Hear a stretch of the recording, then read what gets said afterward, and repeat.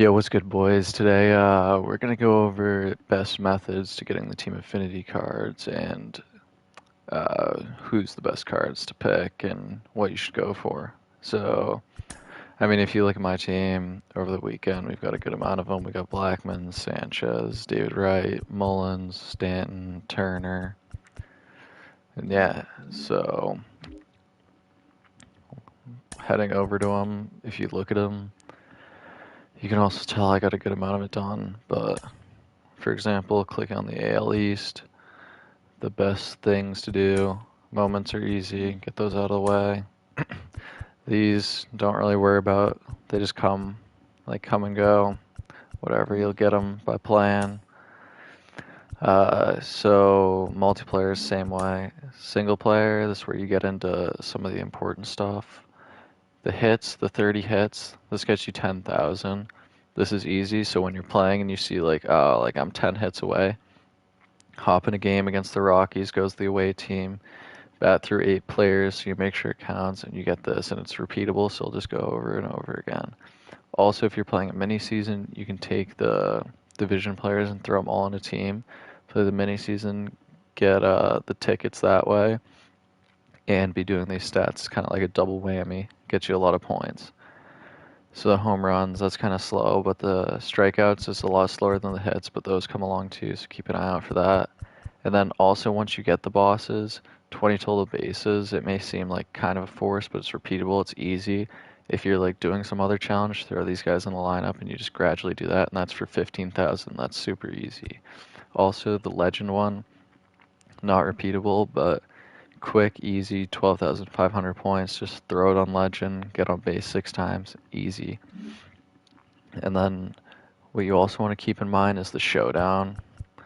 So the showdown, let me get to it right in here.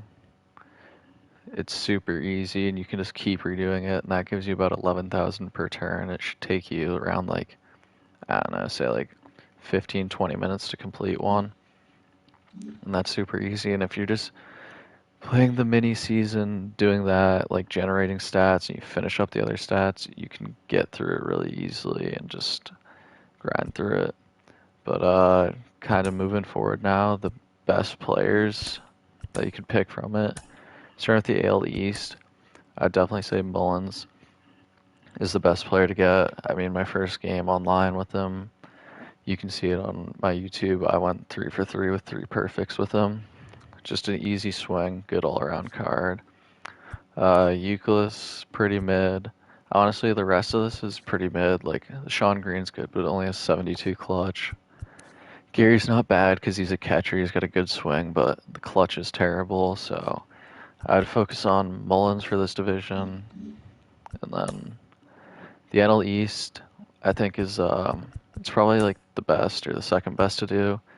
Stanton's a great card. I picked up the David Wright because I like kind of needed a third baseman. He's not a bad card either. And then you also have this Billy Wagner's, which is a good card. The Vlad I don't really like, and the David Justice I also don't have, but it's a very good card. You can see 125 clutch, decent fielding, 50 speed, already decent hitting stats. That's a solid card. And then moving over to the NL West, because I've done that one, this is another really good one to do. Brandon Webb, like I took him just to get like a pitcher, so I like have him because I didn't really need the Gwynn or the Crawford. But Justin Turner, great card. Also, Charlie Blackman, him and Mullins are probably my favorite cards in the whole thing. Very good card to focus on. And then when I start getting into these ones, the Abreu is a good card, solid card. Class A is good because he's a closer. This Granky, I haven't really used him, but he seems like he's decent. But he can also kind of be meat. Dozier would be good, but his clutch is bad, so I wouldn't really focus on them. And then Pudge, honestly, I haven't even looked at this card, but it's actually pretty good. Good contact, good clutch, good fielding. It's actually a pretty good catcher. And then the Central,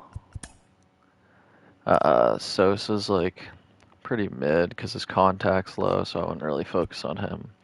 Votto's only good off righties. Yasmani's not that good either. He doesn't have good contact, but he's decent because he's a catcher and he's a switch hitter, but AJ Burnett not that good either. Doesn't have a good pitch mix, and Flaherty's not a bad card at all. So I'd probably focus on Flaherty if you're gonna do this one, but it's definitely not a division to focus on. And then last, the West. Correa's not a bad card at all. Good clutch, decent hitting, good fielding. Russell is always a pretty good card. He's a closer. Same with Leclerc, he'll be good. And then Mitch Haniger is also good. So this is a good division to do. But the top two I'd mainly focus on, I think gives you the best cards, is the East and the West, and then probably the AL West and East as well. The Central's like honestly pretty mid, so but I would pick and choose who you go for. Add those players in the lineup and just focus on those stats in the showdown. Maybe mix in a mini season. You can literally just throw on a TV show and just kind of grind it out. You can literally like quit out at 12 of the games, 13 maybe if you're lucky, and get to the playoffs. So you really don't have to play all 28. But I wouldn't really focus on the conquest or the other stuff.